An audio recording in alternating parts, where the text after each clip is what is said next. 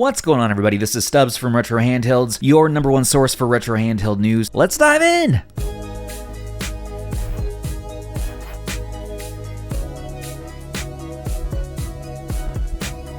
Okay, and in today's #1 thing, we have not one, not two, not three, but 4 PowKiddy handhelds on the horizon. Not a lot of details yet. Again, we are on the bleeding edge of news right now, but PowKiddy did mention that they're having an X33 come to market that has an RG3566, an RG2023, no info on that one yet, an RGB10 Max 3, which is what you see in the screenshot here with the blue design, and the long-awaited X28, which will have a T618, which it's funny because PowKiddy started out the whole T618 trend with the X18S, and now they're probably going to be one of the last to actually make a second handheld in that same chipset. So PowKiddy's been quiet for quite a while, wondering what they've been tinkering on. Where's the Windows handheld that they were working on? I want to know. It's almost like, you know what, we miss them. PowKiddy, we miss you. We miss the V90, and we miss some of those handhelds you've been bringing to market. It's been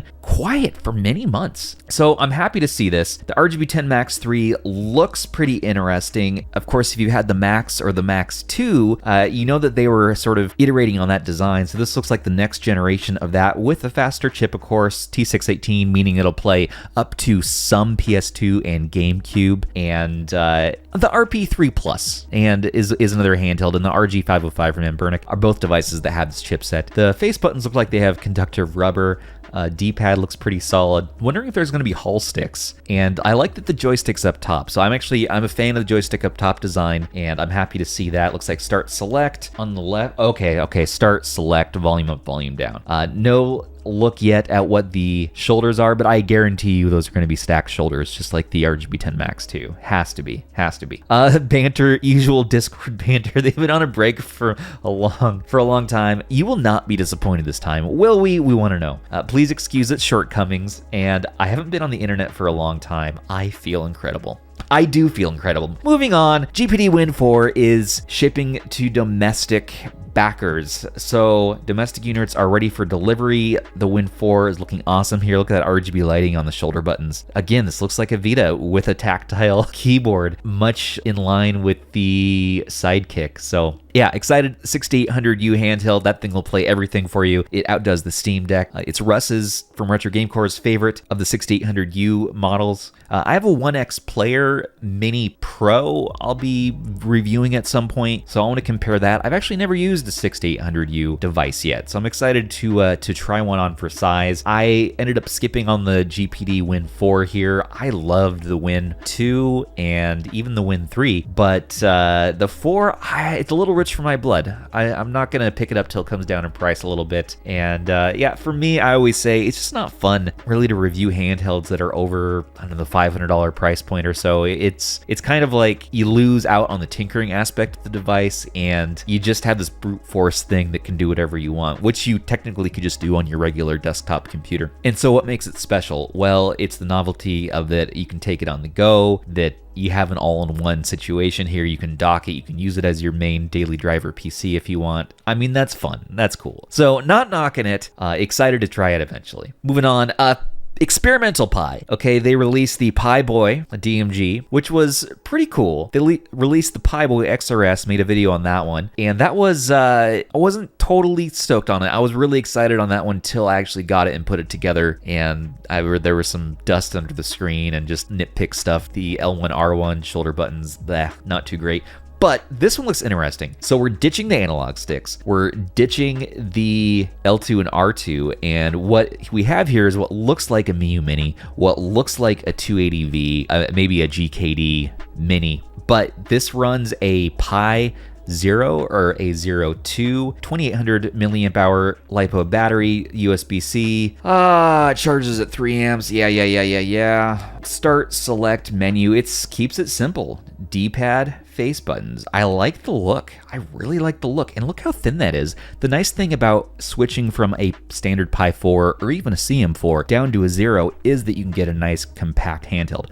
The only thing I'm going to wonder is how is that screen quality? Have they upgraded the screen quality since the XRS? I really hope it's OCA laminated this time. I don't want to worry about dust getting under my screen. You see a couple specks of dust get under there, sure, not a big deal, but for those of us with intense device OCD, just a few little specks of dust will slowly drive us insane. And so we can't have it. Experimental Pi, I'm excited you're making another device. I will pick this one up. I have not built a Pi Zero machine before, so that'll be a fun little project. But I gotta say, how's that screen quality? How are these bump out buttons for L1 and R1? Is that ergonomic or is that simply just there to be a utility function? I do like that it curves out a bit though, so maybe they'll be pretty decent. On the bottom, 3.5 out for the headphones, USB-C. Up top here, looks like we do have HDMI out.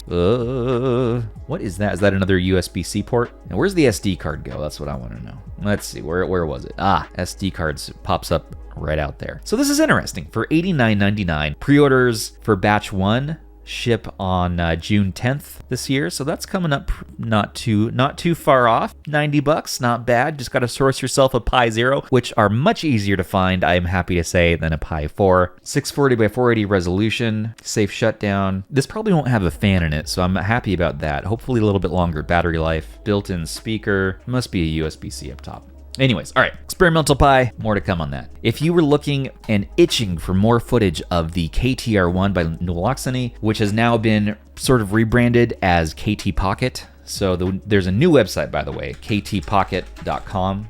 ktr.la still works and redirects here, but this is now the main site, so ktpocket.com. This one meant for Western audience. Still up for pre-order. Anyways, this video popped up on Bilibili and has been making the rounds on Discord as of late. And here we can see from Pure DIY, they are taking apart a KTR1, one with the joystick up top.